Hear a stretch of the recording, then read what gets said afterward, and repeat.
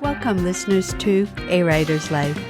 I'm your host, Heike Bohm, the author of the novel Secrets in the Shadows. A Writer's Life is a place where I'll be in conversation with fellow writers. We'll discuss all things writing. They'll read from their latest works, and we'll explore what happens beyond the pen in A Writer's Life. It's gonna be a page turner. I just know it. Pull up a chair and join us.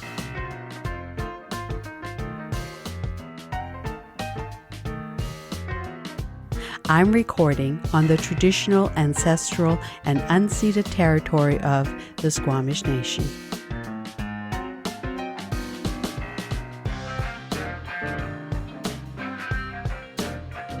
I've had my moments of just being kind of like, yes, it was stressful and tense, but there was so much more that I can appreciate now. It was hilarious when friends would come over for dinner. Welcome, listeners, to another episode of A Writer's Life. I'm in conversation today with Eufemia Fantetti.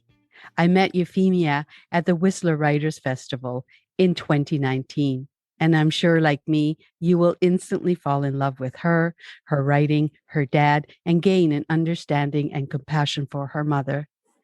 Eufemia Fantetti is a graduate of the Writers Studio at SFU and holds an MFA in creative writing from the University of Guelph. Her short fiction collection, A Recipe for Disaster and Other Unlikely Tales of Love, was a runner-up for a Dandu Glee Literary Award and winner of the Brezani Prize for Short Fiction. Her writing has been nominated for the Creative Nonfiction Collective Reader's Choice Award and was listed as a notable essay in the Best American Essay Series. Her second book, My Father, Fortune Tellers, and Me, a Memoir, was released by Mother Tongue Publishing in 2019. She teaches at the Humber College and the University of Guelph Humber and co-edits the Humber Literary Review.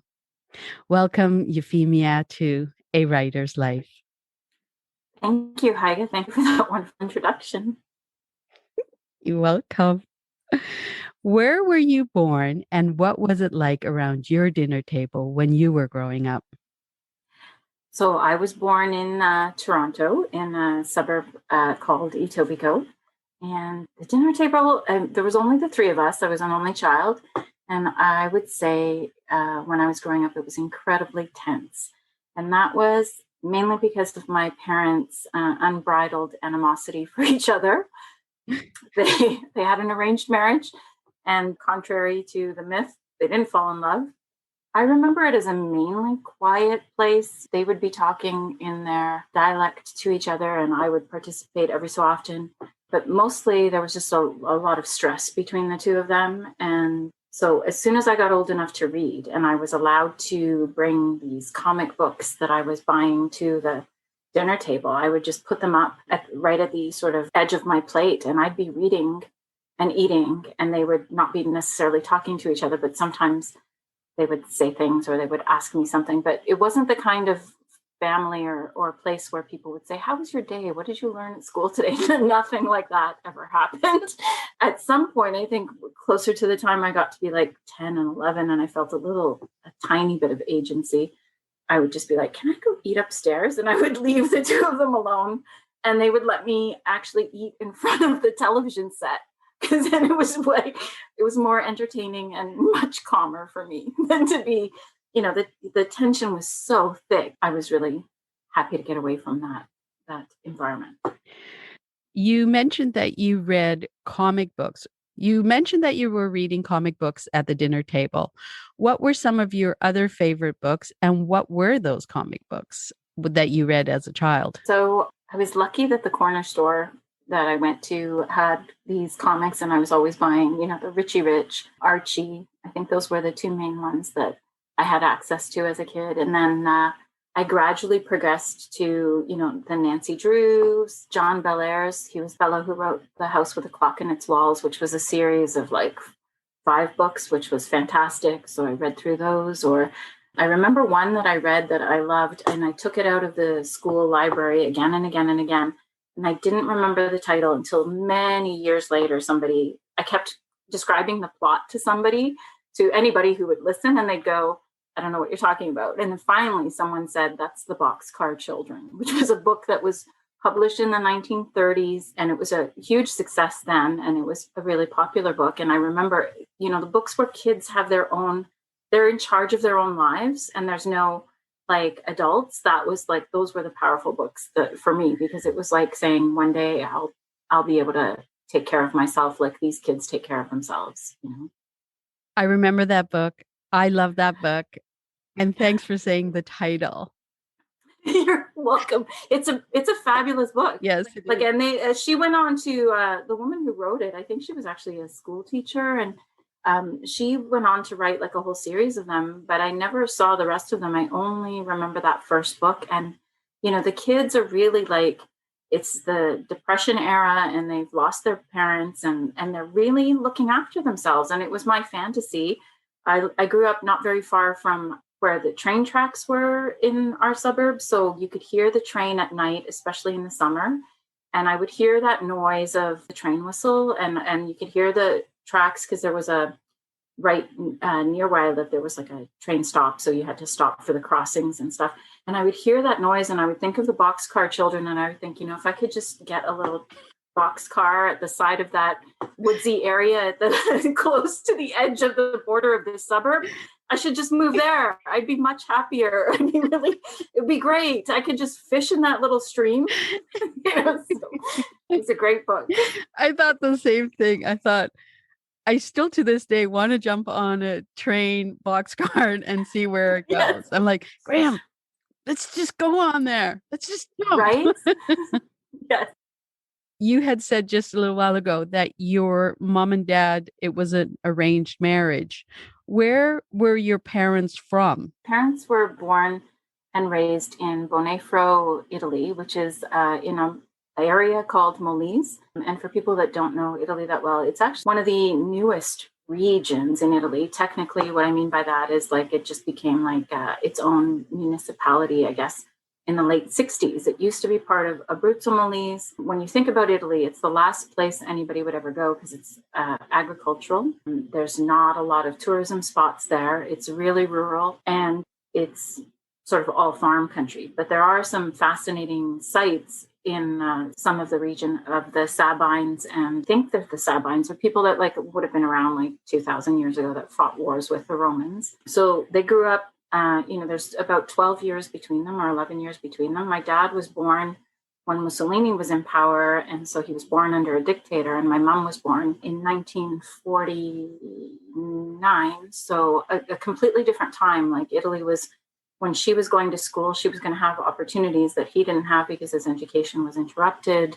So he had to go to work and went off to the German part of Switzerland and paid off sort of his family's debts, and a lot of interruptions in his learning process and in his growth experiences, like just because there was there was the potential of just the war, right? And he had actually encountered like a platoon of retreating German soldiers when he was only 6 years old.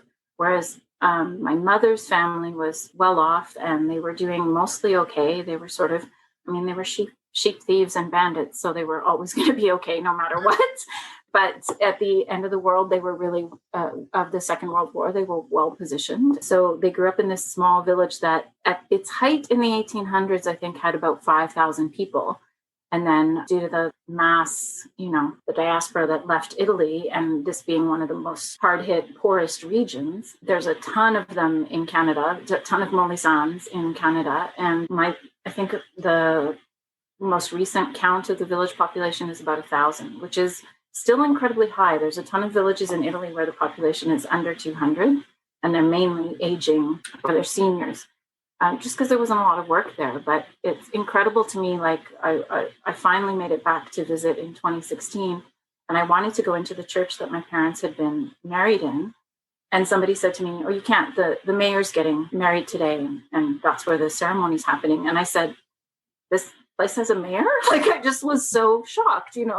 It's amazing how much I don't know about the place that my parents grew up in, because it's a completely different world. When they immigrated, they left, they were sort of like those flies you find frozen in amber. They're like stuck in a time and a place. And that place has moved on, and it's like upbeat and and modern. And then here's my parents. They're almost like relics from another era of that place. So they can't, what they've passed on and the vision I have of the place is almost a capsule in time. So it was fascinating to be there and be like, look at all these modern amenities, you know. It's fantastic. When did your parents immigrate to Canada? My father came in 1965 and was working here for a couple of years, and then he made a trip back to Italy in 1968 to see his parents, and he was there for, I think, 2 months, and they hastily arranged a marriage for him to my mother. So they both arrived here together as a married couple in mid-1968.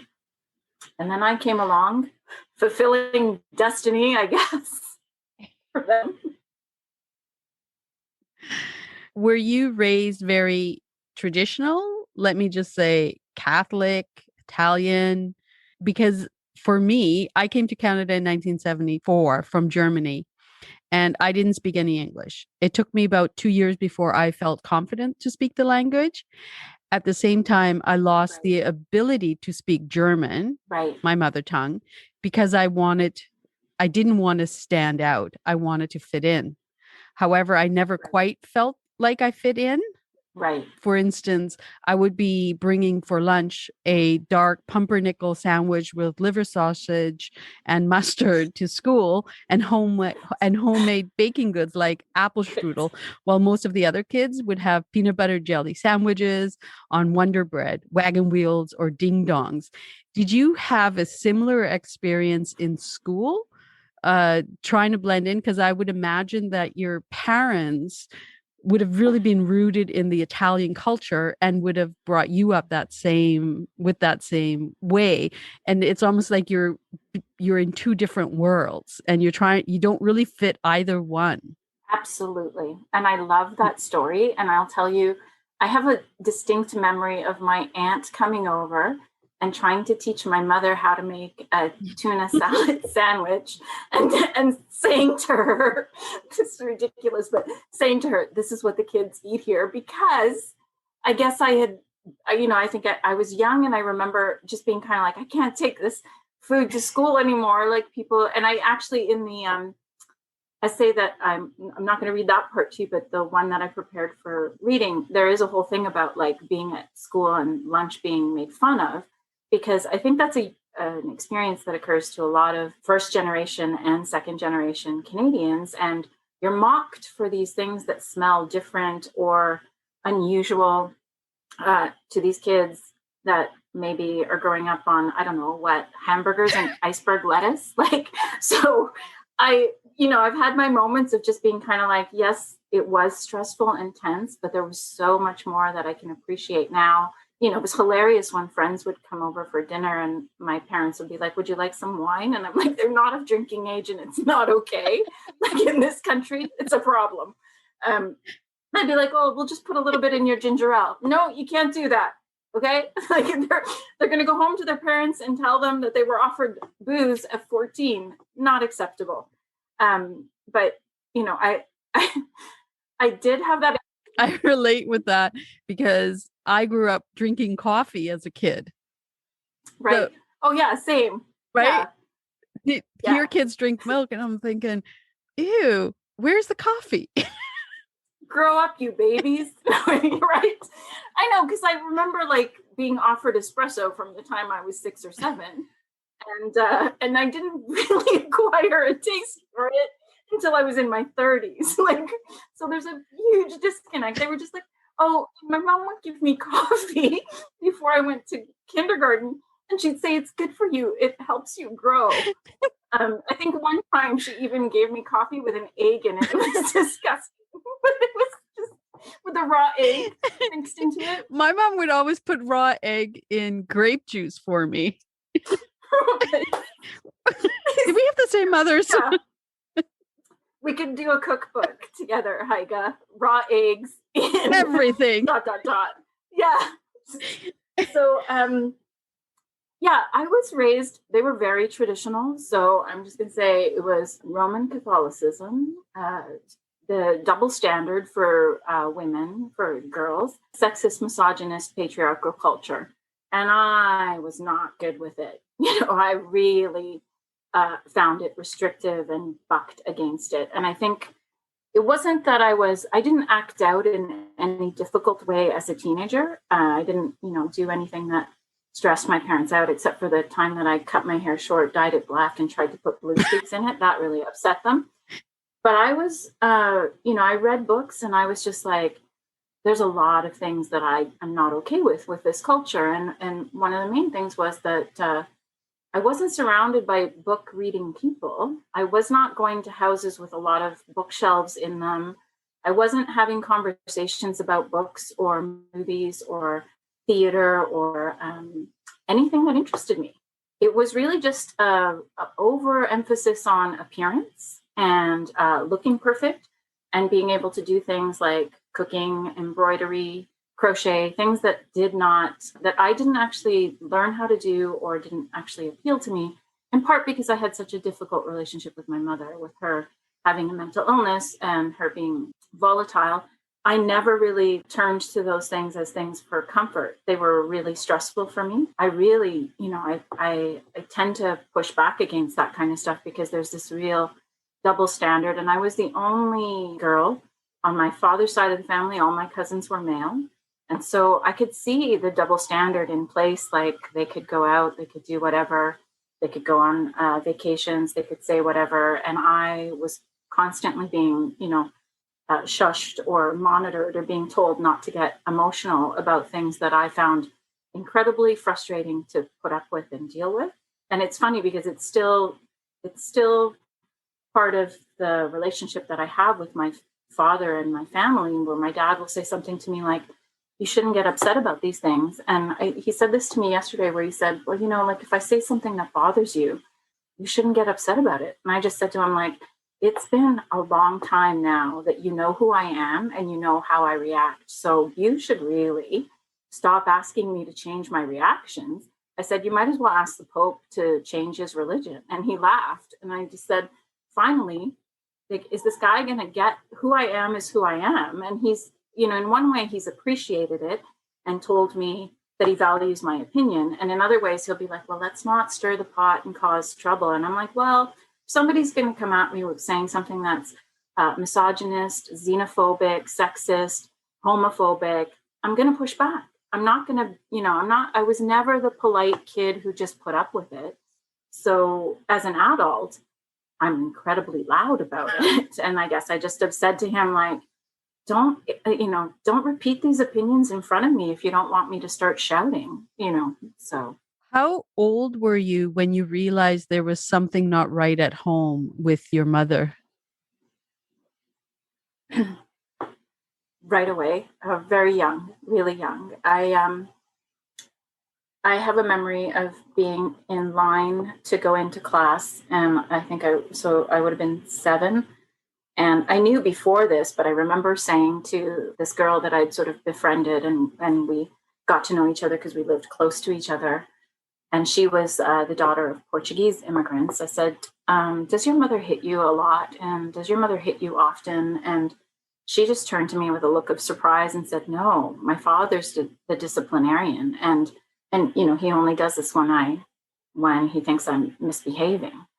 And so I knew, like, there was just something I understood, probably from watching television and from watching other families around me, that my mother's reactions were abnormal. She would just lose her patience. She would lose her temper to an extraordinary degree. Like, it was terrifying. So it's taken me years to realize just that growing up in that environment meant that I was always scared and always reacting from a place of fear. So these days, when something's happening, say like a global pandemic, I have to remind myself that my amygdala is already prone and it's ready. It's ready for the fight. It's ready for the flight. It's ready. It's agitated, and it's like, okay, we're here. We're stressed out again, and now let's just react. And that I have to walk myself back and say, well, I'm not, other than like the terrifying news and all of that information that we're getting and the confusion about it, that I'm not in in my particular position right now, I'm not in danger. I'm safe. And I have to talk myself through those moments just because as a kid, you don't know that. And all you recognize is that something's not quite right and that something's, an adult is behaving irrationally. And my mother's behavior was unpredictable.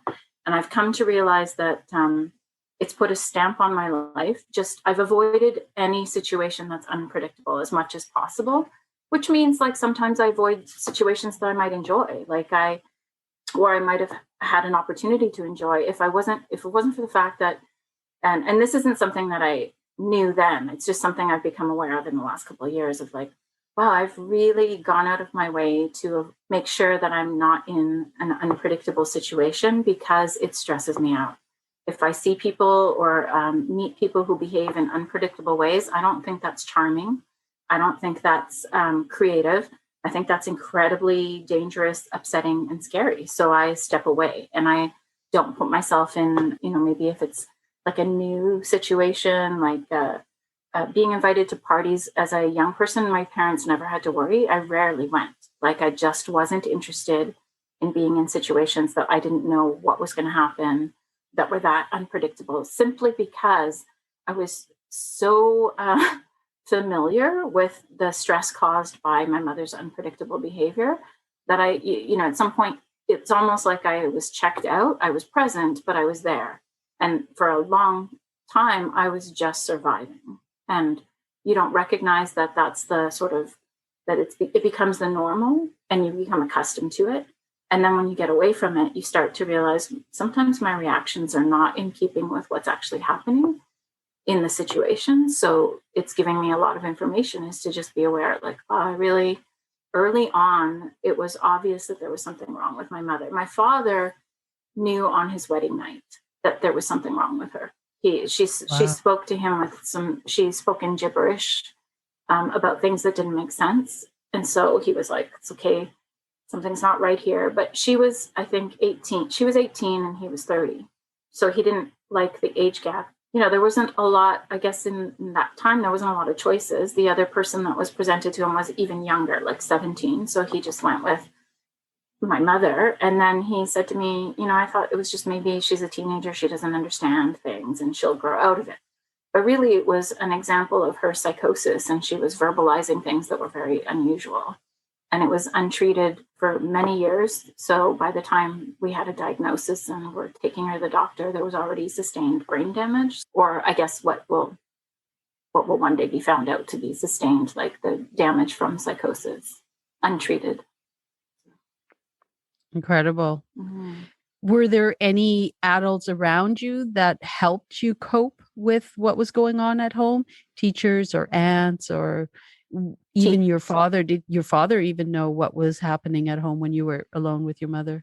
Really, no one knew what to do with her. And when we did get a diagnosis, my parents came from this really old world mentality where it wasn't the diagnosis of mental illness wasn't immediately accepted. There was sort of some pushback to that not from my dad, but there was sort of a kind of like, well, there was some bad advice that came out. Like people said things like, my mother should have had another baby. That would have given her time to focus. Or the problem was she had too much time on her hands. She needed a job. Or the problem was she was always worried about me. Like people had no concept of what they were talking about. But Italians, as far as I'm talking about Southern Italians that I've met and or am related to, they love to give advice without knowing what they're talking about. So there's this like, I've got an opinion, you should hear it. And it's like, well, what about having an opinion and keeping it to yourself? There's a huge, that's a valuable thing to do. Like, you don't have to express every thought you've ever had. Like, conserve some oxygen. The planet is having a climate crisis as well. So I did have teachers at school that were helpful and that understood that there was not a lot that was going to be done in this conservative situation where, because they were Roman Catholic, divorce was really frowned on. I think, my dad did his best and he was incredibly supportive of me in terms of, he never told me how to live my life or told me, no, you can't do this. Like, he bought me books, but he really struggled. He had no concept of what he was dealing with, had no support, because he really just didn't understand what was happening. He said to me, like, I've never understood how a mother could not bond with a daughter. Like, you were her child. So, but, her illness was just too complicated. And there was so many factors. Like, she didn't really want to leave Italy. She wasn't really suited for motherhood, or she wasn't suited for being a wife. She was very, I don't know, my mother makes cruelty into an art form. And so there was a whole host of complications. Like, when we got this diagnosis in the early 80s, there's a lot of things that I think now I would think they'd diagnose her differently. They would probably throw in personality disorder. And she'd also grown up in a violent home. So a ton of complications and a ton of things that, early days we didn't have a vocabulary for or an understanding of. There was just, when she was diagnosed with schizophrenia at that time, all I knew about the illness was the people that had been on the news for having that illness, and it was sensationalized, like the person who'd shot John Lennon, the person who had committed a ton of murders in New York, the son of Sam. Like, there wasn't a lot of news or information about people that had schizophrenia and then continued on their way, having a life and basically being contributing members of society. There was just this scary Hollywood version of what this illness meant, And so I was lucky that I had teachers who spent time encouraging me with my writing, encouraging me to go to university. There were all things that I just didn't think I was capable of, and I had no role models for. Like, there was nobody in my family that was saying, you can do this, or this is something that this is an area that you excel in. So it was great that I had that at school, because at home it was just chaos. Right. Chaos. I would think you found some kind of peace in books you read. That would have fueled your imagination, and you found a way to escape what was happening at home. Had you always wanted to be a writer, and what led you to the written word? Exactly what you said. Books were always a form of escape. And they were just a place to be able to sort of focus my attention no matter what was happening around me. And they were, I would walk into a bookstore and I would just feel a sense of, like, can I live here? That calm feeling of, you remember that book, that kid's book, From the Mixed Up Files of Mrs. Basily, Frank Weiler? I think that was, it's a one where the kids managed to escape and hide out in the New York Museum, I think. So I remember thinking, like, can I just set up a cot in the Alderwood Library and never have to go home again? Like, I wanted to be, surrounded by books. I wanted to just, like, I was that person that would walk into a bookstore and just touch every book there, like the spine, and admire the covers and look at, like, just everything that was book related was like my idea of, like, this is what heaven is. This is nirvana. This is, like, you get to, like, live surrounded by books. And I think, I don't remember the first time I was interested in, like, I don't remember when the idea first popped in as a, maybe I could do this. And I don't remember expressing it as a thought, except that I do. My dad gave me a typewriter, like a manual typewriter, when I was 10. And I think because I must have said, I want to write. So he gave me a typewriter, and I love that thing. Like, it was hard to pound. I have it still. And it's hard to pound things out. But the first thing I did was type out a list of all the books I had. And I think there was 35. And I was like, not enough, and then I do remember, things were so tense at home, and I was really lucky in the middle school that I went to. The teachers were so supportive. The homeroom teacher I had at the time was also the guidance counselor for the school. And I wrote something and I gave it to her, and it was just like a ripoff of the Disney movie of the week. I don't know what it was like, but it had this plot line of a kid running away from home and living in the woods, not far from home. No boxcar in sight yet, but I was like, it definitely had a leave the adults behind because they are really causing havoc. They're just adults, they're too confusing, too problematic. Hang out with the kids. So I handed it to this teacher, and she was so kind and generous. Like, I'm sure, it was, I called it chapter 1, and it was about a page and a half long. And she just, she read it and she gave it back to me saying, keep going. This is great. Just keep going.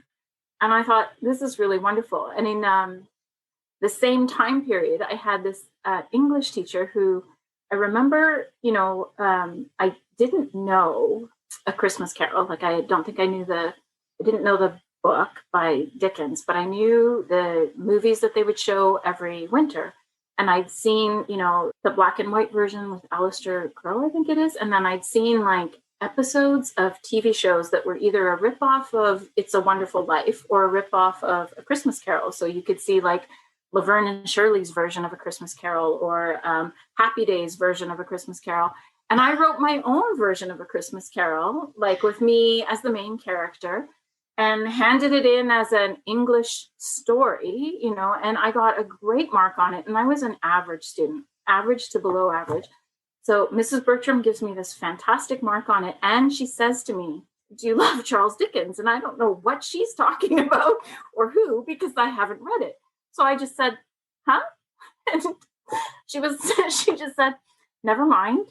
And then she, at the next parent teacher day, she said to my dad, your daughter should be a journalist. She's really clever with words. And I just was like, I was writing my own version of something I'd seen on television. So that's how much I had some access to kids' books, but I didn't have access to the bigger library.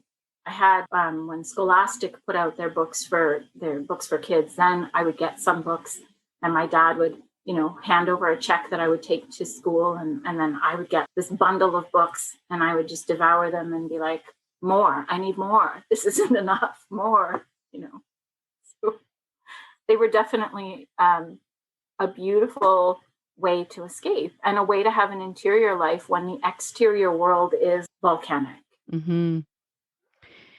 Teachers to me are golden, and you are a teacher.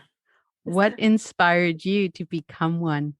So I was really fortunate that because I actually struggled in school, other than a few moments where like middle school, I had a lot of difficulty, and I left my undergrad not completing it. And it took about 20 years to go back to school. And I was really lucky.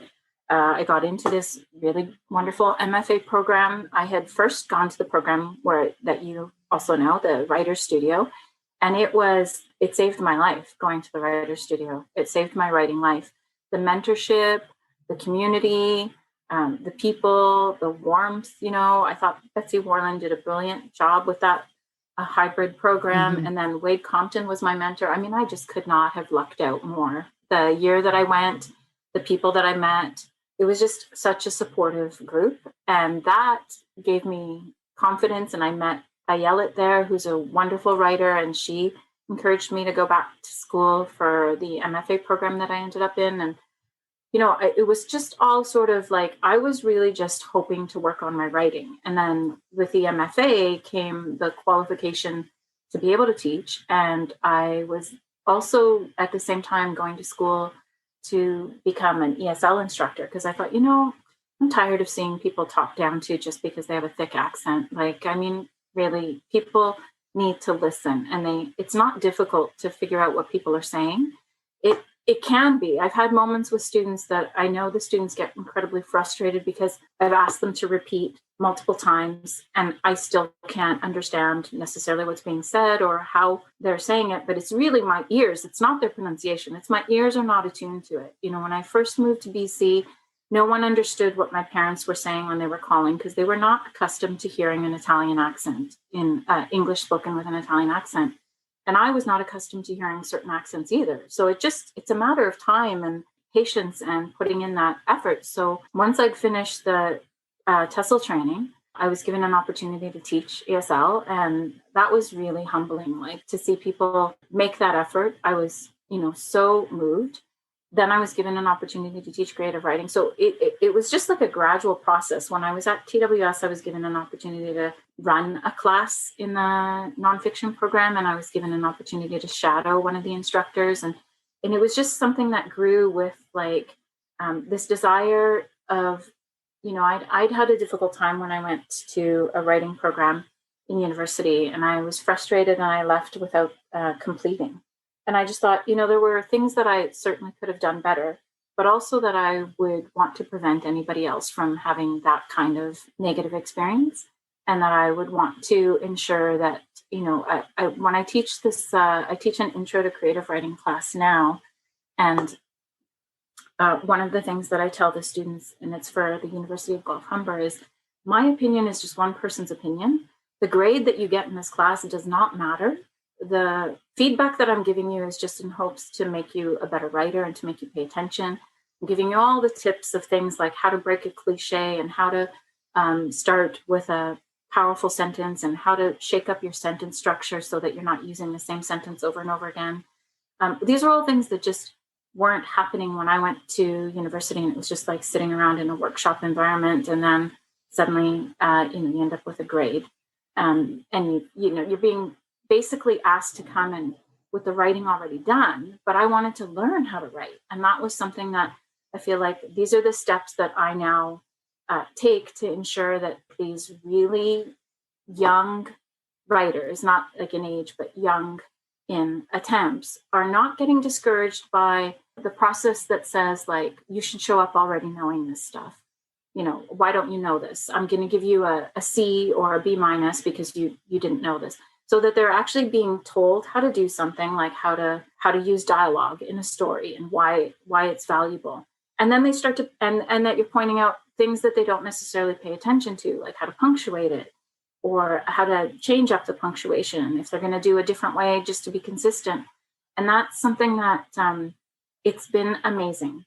I thought I would enjoy teaching, but I'm really loving it. It's the opportunity to just ensure that somebody else's creative spark doesn't go out, and to ensure that they continue to connect with that part of their humanity, because it's so easy to get discouraged. And it's so easy and I saw this not just in like writing school, but I also I'd gone to an arts high school, and I was in a theater program, so I could see it in acting as well. Like, there's this idea like you're going to have to break somebody down before you build them up. And that's absolutely, it's caustic, and it's not supportive, and it's completely damaging. And I think it's built on a model of competition instead of a model of collegiality and community. So it's, when I teach these kids to try to do workshopping, it's really surprising and shocking for them, because they don't know how to do anything other than say, I liked it, I didn't like it. So it takes some time. And then, at the start of the course, I don't know who's really going to go the distance. And by the end, when they do their revisions, I can see who's really putting in the effort and who really wants to get it. And then there's always going to be this student who says, well, I'm writing a poetry book. Oh, I don't read poetry. And you're like, okay, well, that's okay. You're 18, but you're going to have to figure this one out. Like, you're not going to be a great poet if you only write poetry without reading it. So I've found that I do think like teachers saved my life. And so my hope is that if anybody's struggling with parents who don't understand their desire to write or their desire to be creative, my parents came from a place you had to get an education to get a job. So it could have been like, and there was nothing wrong with going in the trades. It just wasn't something that occurred to me. But when I was going off to university and I was going to do English, everybody was like, but you speak English, what's going on?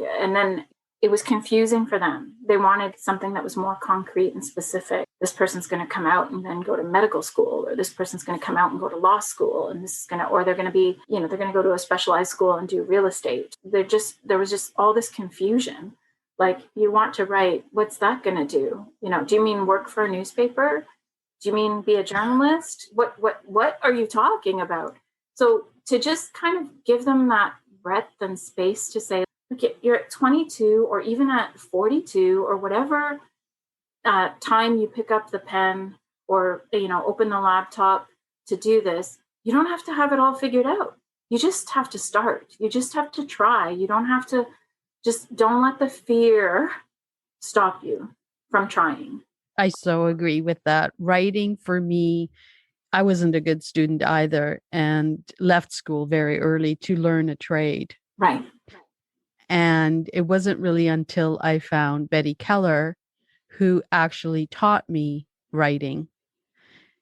And like you, I say she saved my life at 45. Right. And was that teacher and mentor. And she was able to see the way I needed to be taught. Right, which is perfect. Because I don't know if you had the same thing I had, Heiga, where, I don't remember when I first wanted to be a writer. Like I knew for sure that I loved books so much that it would have been great to see my name on a book. I remember putting together a terrible book in grade 5, where I drew pictures and I was terrible at drawing, and I drew this picture of a horse, and it was supposed to be a book about a horse. And I think my closest friend at the time loved horses. So I was completely out of my scope. I didn't know anything. And I was drawing this yellow horse, and it was a story about this horse. So I was thinking it was like 5 or 6 pages long, and it was called Lightning, but I got it wrong. I got the spelling wrong. So the horse was called Lighting. Anyway, that was, my first major failure. But I think you have this idea, especially because writers arrive, like the book arrives in the bookstore, and then there's all the press junket and whatever they do. It arrives like everything's already done, and then they're ready to talk about it. And I remember thinking, how would I get there? Like that to me was just like climbing Mount Everest, because it felt like I had to know everything about everything to be smart enough to be a writer. And I think this is something that happens in the arts a lot, that and it's not just writing, but there should be this constant making sure that we are all creative beings, and we should be connected to our creativity and not lose touch with that, instead of, oh, this is only for a select few that are going to make it, from base camp to Everest. No, it's really something that we should never lose touch with, never lose sight of. There's a lot of people that are just like, it's all about talent. And I'm like, this can be learned. Writing, just like anything, can be learned. I would not expect to be able to sit down at a piano and play it without taking classes, without watching, listening, training, an instructor. But the same with writing. And there's this myth about talent. There's this myth that it's there or it isn't there, where it's really about tenacity. Like if the desire exists to learn how to do something, and the person is paying attention as much as they can and doing their best, then they just have to keep applying themselves, whatever that means for them, because there's so many different people that are going to give you so many different formulas and different ways. Like you have to do it like this, you do it like that. It's this way, it's this plot, it's this way, it's this structure, it's write every day, or no, I'm a binge writer. Do you plot? No, I fly by the seat of my pants.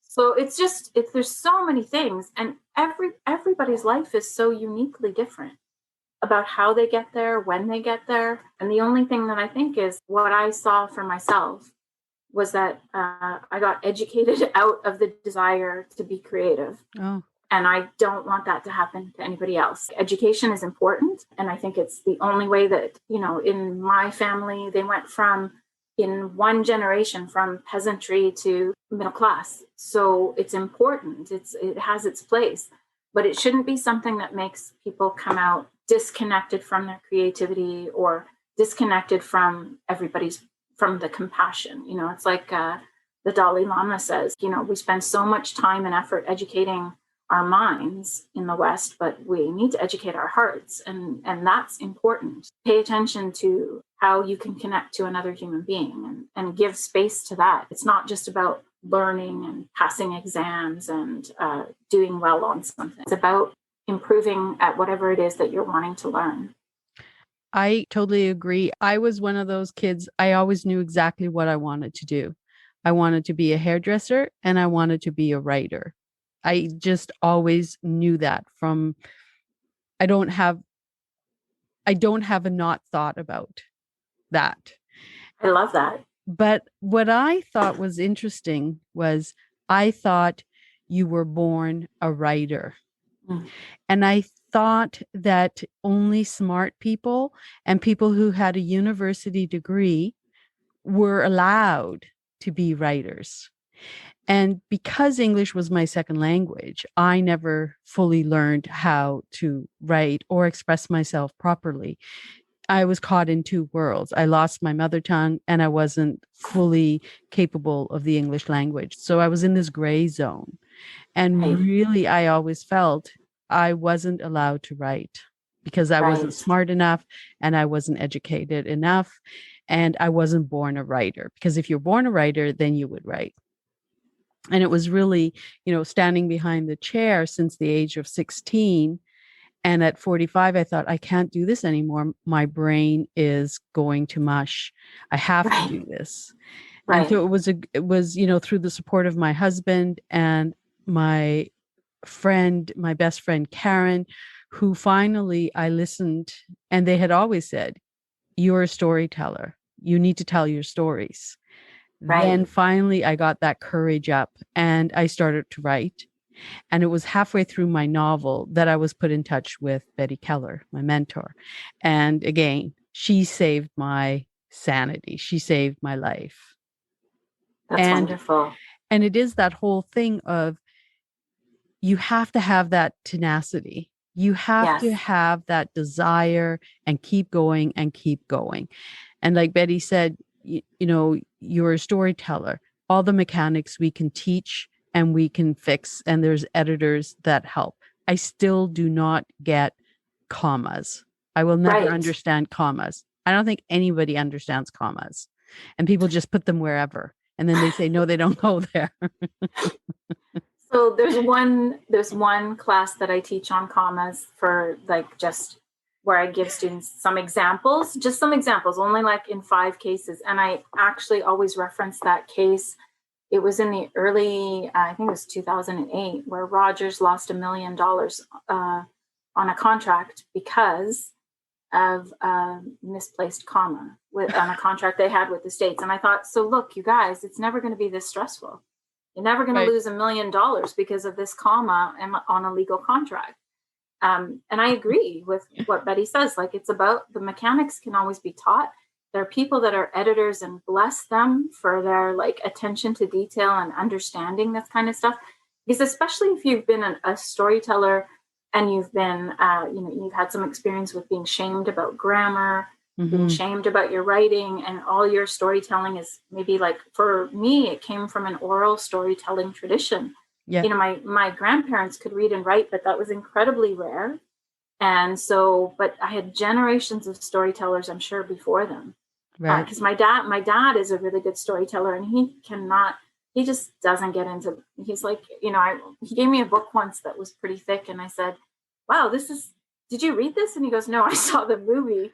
And I was like, okay, that sounds about right. He just wasn't into it. He reads a little, but he likes reading, about different things, but reading novels, that was never something he was into. Mm-hmm. He's more like, he'll read about Leonardo da Vinci's life, and he'll be trying to explain to me, this is how they calculate the distance from the earth to the sun. And I'm like, what? doesn't make any sense. And he'll have a book with a table in it, and he'll be like, look, it's like this. And I'm like, please take your math and walk away.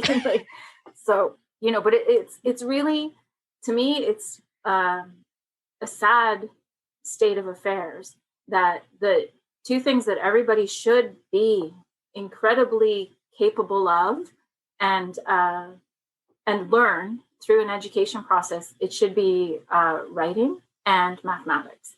And I still remember the learning curve that I went on, where I took a nosedive in math. I was okay for a while, and then I took a nosedive. And then I think about it and I think, why was I being asked to solve problems about trains leaving stations? We're back to trains. And not at all ever being given the realities of a life budget and why mathematics matters. Like we were, at grade 11 or 12, it was like calculus, algebra, and what's the other big one? I can't remember, but what? I needed real world math. This is absurd. Like this is specialized math for people who are going to go on and make some major discoveries in the field of math. But did we need to is this just giving work to people who went and got their PhDs in math and don't know what to do, teaching high school students how to freak out and have a meltdown? It shouldn't have been like that. It should have been like, here's what you need to know. Here's how you apply it. Here's how you figure out tax. Here's how you do your taxes. Here's practical. Practical. Yeah. Practical. I actually was good in math. And I was great in writing stories, except for I had so many spelling mistakes. Right. And in math, when you talk about the train left the station and how many apples did Peter eat in X amount of kilometers, I always thought, well, who's Peter? Where's he going? What was his family doing? And so I couldn't really focus on it because I'd be building story around. Right? Why is Peter only bringing 3 apples? Yeah, or the train leaves the station in Chicago, and you're like, Chicago? What's that like?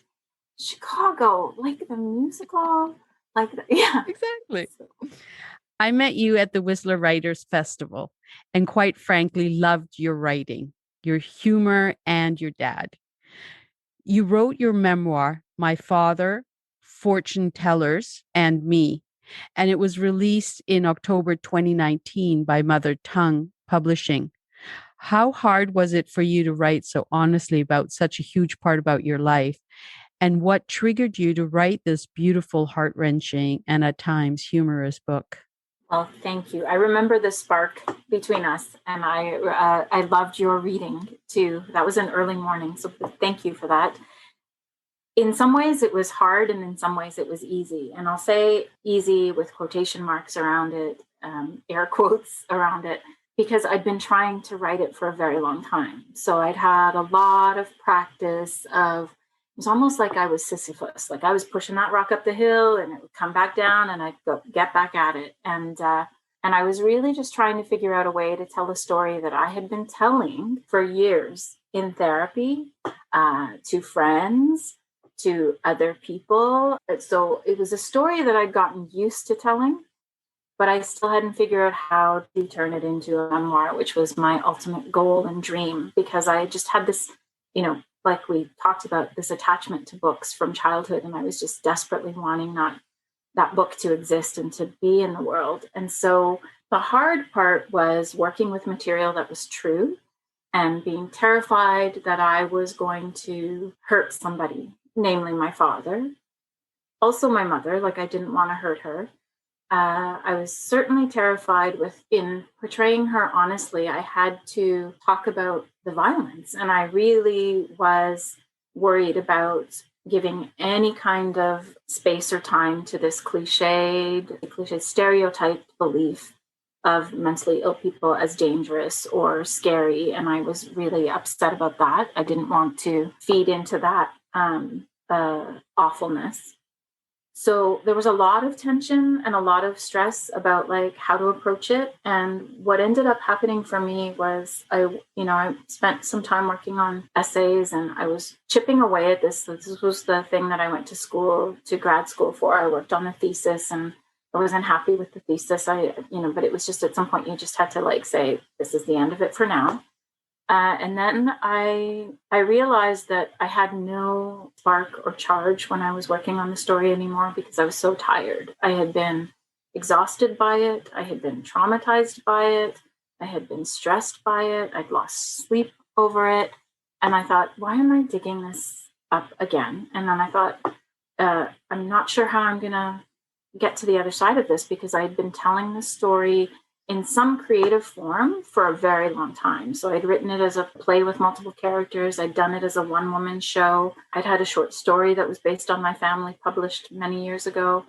And then what happened was I was reading this essay by Sonia Swift called Tarot of Transformation. And it was a gorgeous essay written in it's like a chapbook put out by Creative Nonfiction Magazine. And suddenly everything fell into place. I was like, I need the tarot in here. I need the structure of the tarot, and I need to deal with the part of the story that I never talk about because I'm embarrassed about it. And that's the soothsayers and the psychics and the curse removal people that we went to. I was going to, they were going to show up in a little chapter at some point, but I think they were completely, like, they weren't in the original version that I had that was my thesis. They weren't there at all, which gave me a lot of information. It just said, oh, you're so ashamed of this that you don't even want to touch it. And so then I had to apply what I knew about writing true stories, which was I needed to challenge myself, but stay within a comfort zone. The fact that I had no spark was a major indication of something's not working. I'm not saying that you'll always feel like, who feels great about approaching writing? Because you're like, blank page, super stressed. But I had gotten to the point where I was almost not writing at all because I didn't want to wade through the bad writing anymore without knowing what I was doing. And I do think it's important to just slog that stuff out, like whatever it is, whether people plot a grid of an outline or they just start writing.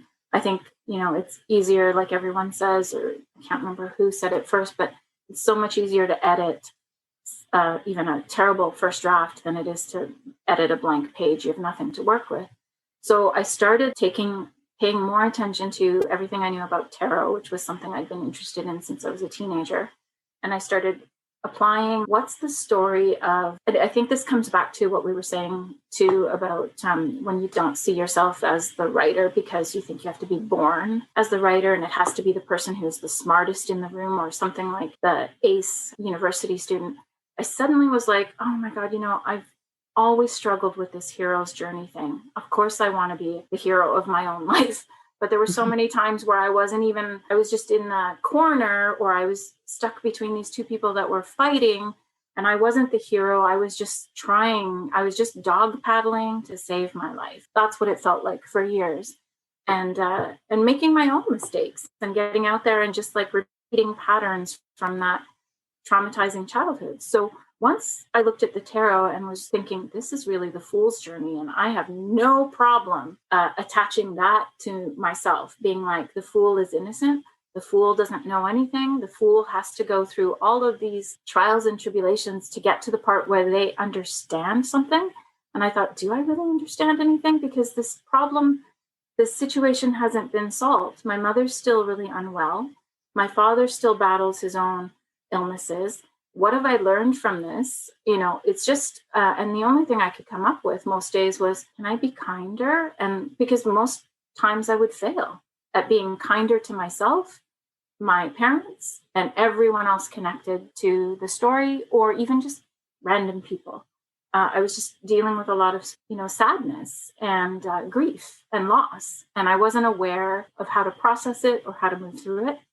So it really was, once the structure came to me, then it started to pick up steam. And not long after that, and I think this is one of those things of like, you just keep at it. Some people will show up like, well, you're on your own path and you're on the journey. You'll start to see road signs that say you're going in the right direction. And so once this started happening, then Mona reached out to me from Mother Tongue, and she had put out my first book. She reached out and said, so what's happening? Are you working on this book about your father? Because people love your posts on Facebook, and where is it at? And I just said, well, actually, I'm feeling quite invigorated about this. This is how I'm going to approach it using this structure. Mona also loves tarot. And she just said, all right, I'd like to publish it. And I was like, well, that's great. So, I started working on it within that structure. It was still hard. There was still like trying to decide, what am I going to leave out? What am I going to put in? And it was difficult because so much of the story that happens, particularly when I'm a child, is really a story of our family falling through the cracks and not getting the help we needed and not getting the support we needed. And just sadly, there's a lack of awareness in the people that were closest to us. So they didn't know how to help us. That was difficult. Like I was I found it difficult to write about those times where we were being judged and we were not being supported by my mother's family or by some extensions on my father's family. That was definitely challenging. And I remember thinking, like, whatever happens, nobody's the villain and nobody's the star. Like, nobody's the angel here. So it was just like trying to make sure. And, to be honest, there are times where I'm like, I didn't quite get that part where I wanted to say this thing about how, my mother was abusive and physically violent. But then when I got old enough, I pushed back. Like, I did the eye for an eye kind of, like, now I'm taller than you and I'm bigger. So now I'm not that scared kid anymore. But, we got to a point with it too, where I think my fear and some of the early reads were like, this could be a little too tough for people. And I thought, I didn't want to do something where people were traumatized by reading it. I didn't want to create secondary trauma in readers. That was the hard part for me, I think. Like, how do you write a story about something that has so much violence towards a child? And I also was wanting to make sure that I didn't put a bow on it, that I didn't say, we're all okay, because we're not. We're still dealing with the fallout from that experience. But I needed to find a way to end it. I needed to find a way to say, we survive incredible things as human beings. And some days are good and some days are not. And that was how I just kind of found that challenge and tried to make my way through it. We've been talking a lot about cultural differences, and you wrote a piece that really talks about that. Would you mind reading it? And what's it called? Sure. Thank you for asking me. So this is, I'm going to be reading you excerpts from an essay called The 5 Stages of Language Loss. And it's me talking about the difference between the dialect that I learned growing up, Molnisan, which is similar to a Neapolitan dialect, and the Italian language, the sort of like the proper spoken Italian, and sort of all the challenges between trying to translate in a language that there's no dictionary for, but there's just a bunch of people who speak it. Denial. A customer spots me working in the aisles of a mega bookstore chain and scrutinizes my name badge. Her cobalt blue eyes remind me of the Adriatic, and her hair is a shade of Cinderella blonde. She offers an encouraging smile and pronounces my name correctly. Do you speak Italian? The anticipation in her voice is palpable. My suspicion? She wants to parlare, to practice la bella lingua. No doubt she knows the language, and now, deep in the labyrinth of a suburban mall, our fortunate meeting in the middle of this temple to consumerism will give her the opportunity. I almost hate to disappoint her. Almost is the operative word here. I've been through endless variations of this conversation and recognize what comes next after my reply. I return the smile. Technically, the curve in my mouth indicates more of a smirk. At least my face doesn't contort into a grimace or a frown. I speak a dialect. My parents are Molnisan. You must learn proper Italian, she admonishes in proper Italian. She lived in Italy for 2 years as a nanny and adored every single thing about the place. The people, the pasta, the parlance. One day, when her children are old enough, she plans a tour for the whole family of the Bel Paese. The first expression that comes to mind is one my mother used to toss out with a scowl whenever she was annoyed with me. Beata te. Ma would scoff with a tone ripe with sarcasm, never meaning the religious, literal translation, blessed are you, but an insult in lieu of benediction, lucky you. I replied decisively in English, my poker face camouflaging annoyance and impatience. I speak what's proper for me and my family. Judgment envelops the space between us. She would think my rural accent does a hatchet job on the lingo she loves. I'm tired of pretending the conversation will offer any insight. I walk her over to a display rack of the novel she is searching for and hand her a copy. Years before this encounter, steeped in humiliation over my poverty-drenched tongue, the second cousin once removed from standard Italian and closer to Neapolitan in lexicon and pronunciation, I tried learning the language in university. For a brief period, I sounded more articulate and educated. During a final oral exam in second-year studies, I stared at the professor's mouth, performing phonetic gymnastics as he over-enunciated vowels and masticated the consonants while correcting me for a third time. In his maw, the language that gave birth to opera morphed into a rhythm more aligned with a Texan drawl. My ego, or my pride, thought, forget about it. The classroom education wasn't simply a matter of learning vocabulary and conjugating verb tenses. The weekly lessons silenced the language that linked me to my parents and grandparents and our shared lineage. Speaking the Queen's English version of Italian, Italy abolished the monarchy in 1946, I grappled with feeling pompous and pretentious. On visits home, I was a baroness putting on airs when I ditched the dialect, a member of the landed gentry fallen on hard times and staying with two temperamental farmers, my folks, with their clipped vowels and harsher consonants. My enunciation amplified the economics of the class system my parents escaped. I can parley in formal Italian for a few minutes, but am quickly caught out. Bargaining. Before I was even a speck of a gleam in my father's eye, back when he was a boy of 15, carrying an older man's concerns and burdens, my grandmother cautioned him not to name a daughter, should he be gifted one by God, after her. The name was a mouthful and already old-fashioned at the turn of the 20th century when she was born. By 1950, when she voiced the opinion to her teenage son, the moniker was considered outdated, the equivalent of calling me chastity or prudence. This life lived between two cultures, one faint and fading fast like a fresco is exposed to damp, brims with loss. I have never heard my true name spoken or whispered by a lover. The last time one tried, the same outcome as always.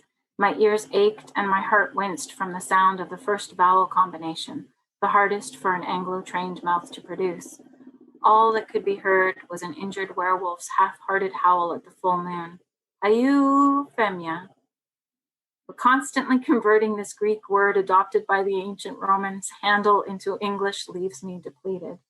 More than the name feels lost in translation. Part of my identity is chipped away. For a while as a teenager, I introduced myself as Mia to avoid the anglicized version of my full name and carried this marred appellation into many McJobs. The sobriquet is still my make a reservation, place an order Starbucks name. This past pandemic year, my relationship with my father grew strained as we rummaged for words together to describe the symptoms and side effects of his many illnesses and multiple meds to his healthcare team. Recently, he said, "Listen, this is important. I don't want you to spend a lot of money on my funeral." I hollered that he was being ridiculous and poured gasoline on my panic attacks. Then I hung up and sobbed. The words, and all I hold dear, will disappear one day, dissolve on the tip of the tongue, like a sugar cube melting into an espresso macchiato. Ergo, I press on and mollies on, with my octogenarian dad while I still can, while the option is still available. Before my first love, the language that instilled affection for words and desire for connection becomes part of a one-sided conversation at his gravesite. Euphemia, I had such a great time talking to you, interviewing you, learning more about you, and listening to you read. Thank you so much for coming on A Writer's Life. Oh, Heiga, thank you so much for having me. It was so wonderful to visit with you this way. I just loved having that conversation. If you'd like to know more about Eufemia Fantetti and her writings, please check the links below. And while you're at it, why not subscribe to A Writer's Life? And if you want more information about myself and my novel Secrets in the Shadows, visit my website at www.heigabome.ca. For a kinder world, take care of each other. Thank you. Thank you. Oh my God, that was awesome. Thanks so much.